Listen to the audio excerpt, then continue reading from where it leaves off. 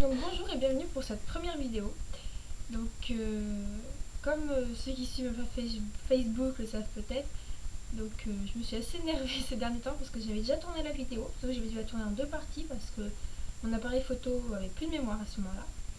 Et j'ai pas réussi à remettre les deux parties ensemble parce que mon logiciel de montage vidéo a bugué et impossible d'en télécharger un autre. Bref.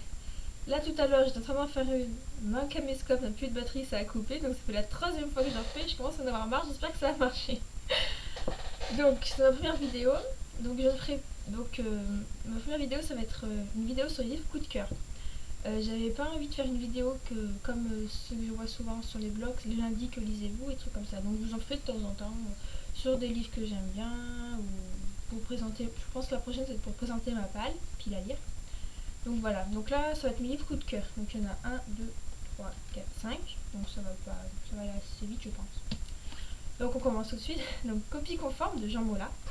Donc voilà, ça aux éditions Grasset Jeunesse Langue de Poche. Donc ça c'est vraiment mon premier livre coup de cœur. C'est aussi une de mes premières lectures que j'ai faites en tant que... Enfin voilà. Parce qu'avant je lisais mais c'était plus les livres du lycée, du collège et de primaire un peu de temps en temps. Parce que j'étais obligée, mais je faisais rarement des lectures moi-même, quelques livres par-ci par-là ou plus des BD. Et donc copie conforme, j'ai découvert en cinquième. Donc parce qu'en cinquième, donc je vais rentrer en terminale, donc ça date un peu. Parce qu'en cinquième, notre professeur de français, à la fin des cours, nous lisait un petit passage de ce livre-là. Et au début d'année, ça allait bien parce que 5 minutes en fin d'année, au début d'année, on avait le temps. Mais en fin d'année, on était un peu à la bourre sur le programme. Et du coup, on devait avancer vite et on ne pouvait plus lire. Et donc, je me suis dit, bah, moi, je vais l'acheter parce qu'il me plaisait vraiment. Donc, en fait, copie conforme, c'est l'histoire d'un collégien, Benjamin, qui va rentrer en quatrième et qui se retrouve avec un prof de français assez bizarre. Il pense que c'est un vampire. Donc, il va faire des tas de recherches sur lui pour savoir si c'est vraiment un vampire et pas. Donc, c'est assez marrant parce que bah, déjà, c'est marrant qu'il pense que c'est un vampire, puis les signes qui le montrent, bah, ça fait un peu rigoler. Ça fait un peu peur aussi quand on est jeune, c'est marrant. Et il y a aussi deux personnages, les deux As, qui s'appellent. Enfin, ils s'appellent pas comme ça, je sais plus, parce que ça fait un petit peu de temps que je les ai vus. Et donc, je sais qu'on les surnomme les deux As. Faut m'excuser, faut trop m'en rappeler. Et ils sont assez drôles, ces deux personnages, parce que c'est deux jumeaux, et puis ils échangent leur place, donc je trouve ça assez marrant. Et il y a aussi donc Benjamin, il est amoureux d'une fille, Marie, et Marie a des problèmes familiaux. Et lui, il va essayer de découvrir ce que c'est parce qu'il aime cette fille, et cette fille, elle s'éloigne de plus en plus de lui, à des moments elle se rapproche, puis elle s'éloigne, il comprend plus rien. Et puis donc, il veut essayer de savoir pourquoi. Donc c'est vraiment un livre coup de cœur parce que c'est vraiment le livre qui m'a donné ensuite envie de lire d'autres livres. À faire maintenant un blog, une vidéo et tout ça. Donc comme vous pouvez le voir, c'est écrit assez gros, c'est pas petit. Ensuite, il y a pas mal d'illustrations, des illustrations en fin de chapitre. Donc là, voilà, on peut voir les deux as, que je sais plus leur nom, et Benjamin, là, de dos. Il y a aussi des petites illustrations en début de couverture, dans le début de chapitre. Donc voilà, c'est vraiment sympa. C'est marqué à partir de 12 ans, même les enfants de 10 ans peuvent le lire s'ils aiment bien lire. Et même moi encore, je le lis. Et ça se lit assez vite, il y a 148 pages, c'est écrit gros en une journée, ça se lit facile quand on aime lire et tout. Donc voilà, copie conforme de Jean Moulin aux éditions Grasset Jeunesse Langue de Poche. Je pense qu'il en existe chez d'autres éditions, je sais pas. Donc voilà, s'il vous plaît, bah, je vous conseille de lire. Deuxième livre coup de cœur, mais voilà. Forgotten de Cat Patrick, aux éditions La Martinière Fiction. Donc déjà, ici, là, la couverture, j'aime bien, parce que là, déjà, c'est en relief. Et j'aime beaucoup les tons rosés violets de la couverture, avec le visage de la fille, je trouve ça vraiment joli. Donc Forgotten, c'est l'histoire d'une fille, Lily Lane, qui, la nuit, elle oublie tout. C'est-à-dire que ce qu'elle a fait la veille, elle se rappelle plus le lendemain. Donc c'est un peu problématique parce que surtout qu'elle est au lycée, alors avec les cours et tout. Mais sachant que sa mère l'aide beaucoup et elle, chaque soir, elle écrit sur un carnet ce qui s'est passé la journée pour qu'elle s'en rappelle le lendemain. Donc ce livre, ben, j'ai vraiment aimé parce que j'ai beaucoup aimé le personnage de Lily Lane. Ensuite, l'histoire n'est pas comme les autres, j'en ai jamais lu des comme ça.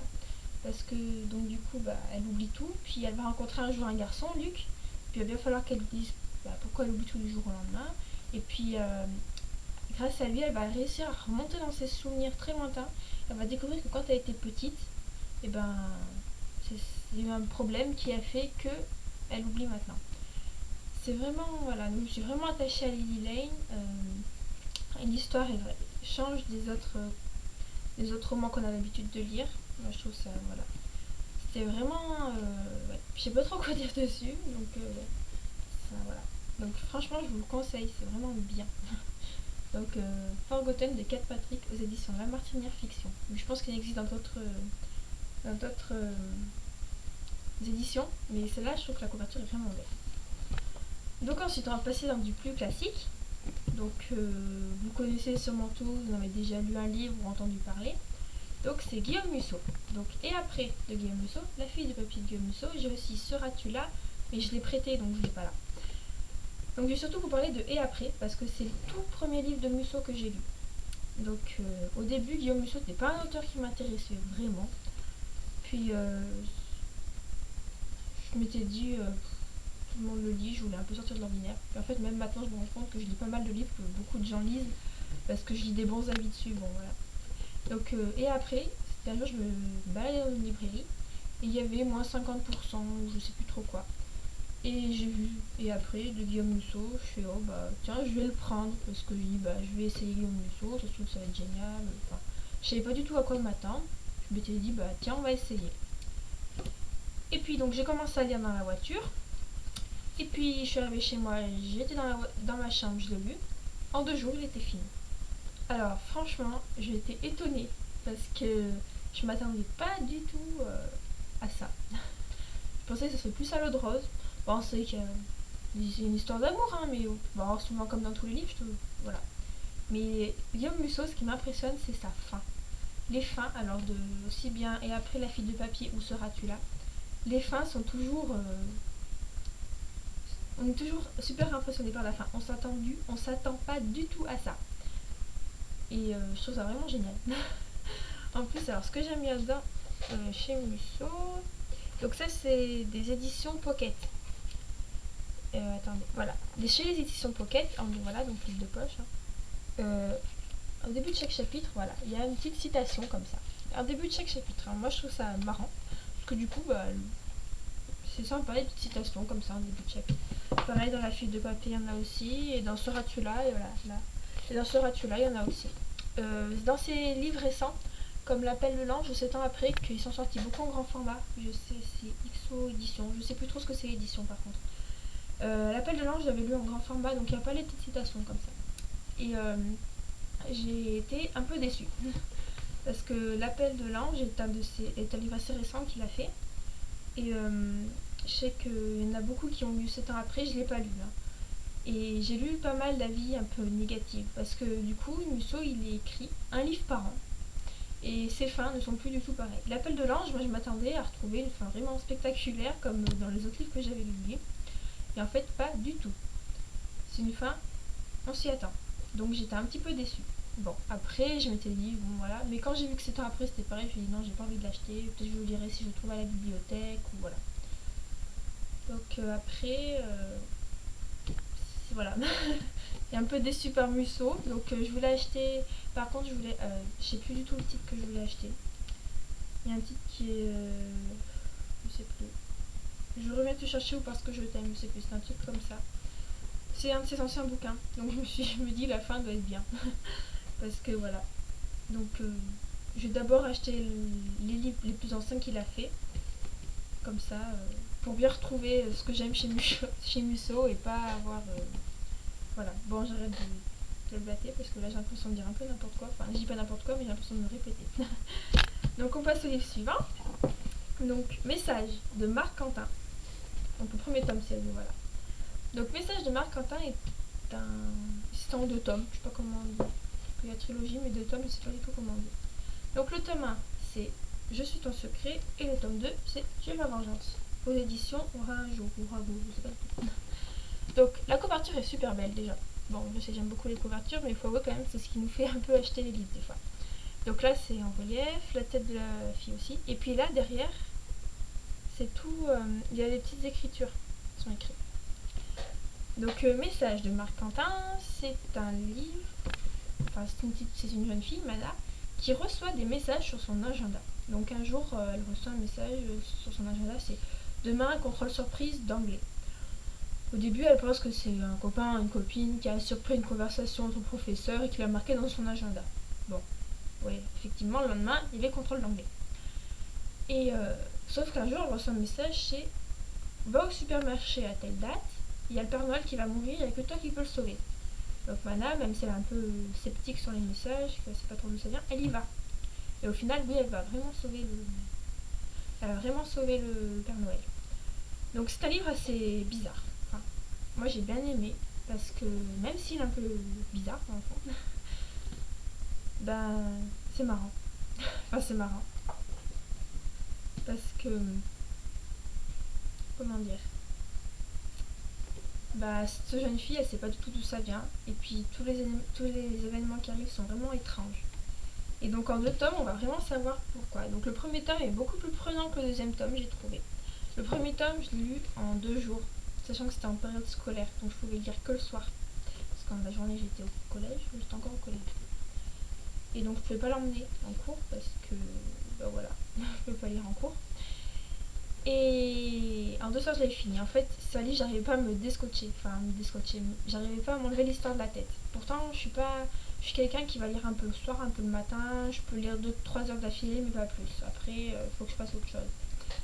Et donc, celui-là, le soir, je le lisais. Puis au bout d'un moment, j'éteignais ma lumière. Enfin, je disais, faut que je dorme parce que demain, j'ai cours. Puis je rallumais ma lumière et je continuais à lire. Donc en 2 soirs, il était fini. Le tome 2 était un peu plus long à finir parce que j'ai fini en un peu plus de temps, j'étais moins accrochée que le premier tome. Il est bien aussi, mais c'est pas pareil. C'est plus la finalité de l'histoire. Et voilà, c'est pas pareil que le premier tome. Donc message, donc je le conseille vraiment. Donc le tome 1 il est rouge, le tome 2 il est bleu. Donc je suis ton secret, tu es ma vengeance. Je le conseille vraiment parce que voilà quoi. C'est vraiment quelque chose de. Si vous aimez tout ce qui est un peu bizarre, ou paranormal, ou voilà, il est vraiment bien. Et puis il fait pas vraiment peur non plus. Hein.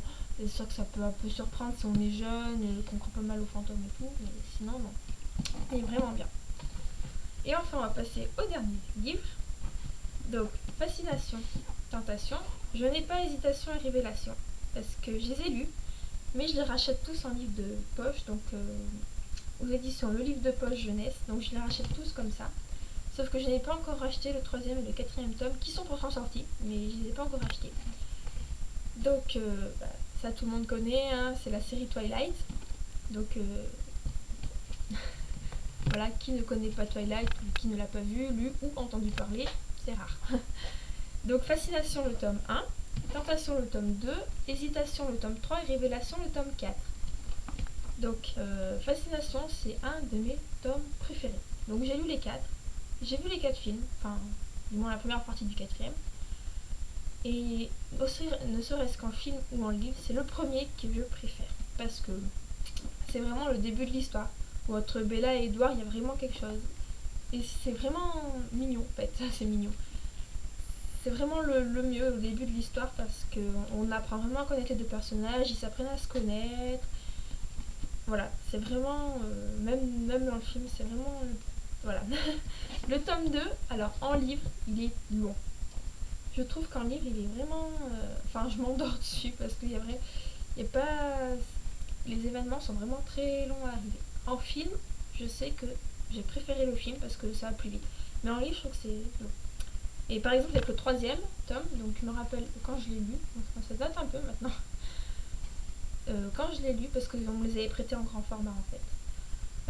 Quand je l'ai lu Quand j'ai lu Hésitation, donc, et ben j'ai vraiment bien aimé. J'ai pas encore vu le film. Et après avoir vu le film, bah, j'ai trouvé que le film, là au contraire, était vraiment lent. Qu'il n'y avait pas d'action, voilà. Et tandis qu'en livre, bah, je trouvais ça vraiment mieux, il y avait plus de détails, plus, je sais pas, j'ai préféré.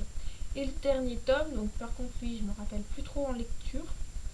Pour l'instant, ce que j'ai vu en film et en lecture, ça m'a l'air assez similaire. Mais il faudrait que je le lise pour vraiment être sûr que ce soit vraiment similaire. Et que je regarde aussi la deuxième partie qui va sortir donc au mois de novembre.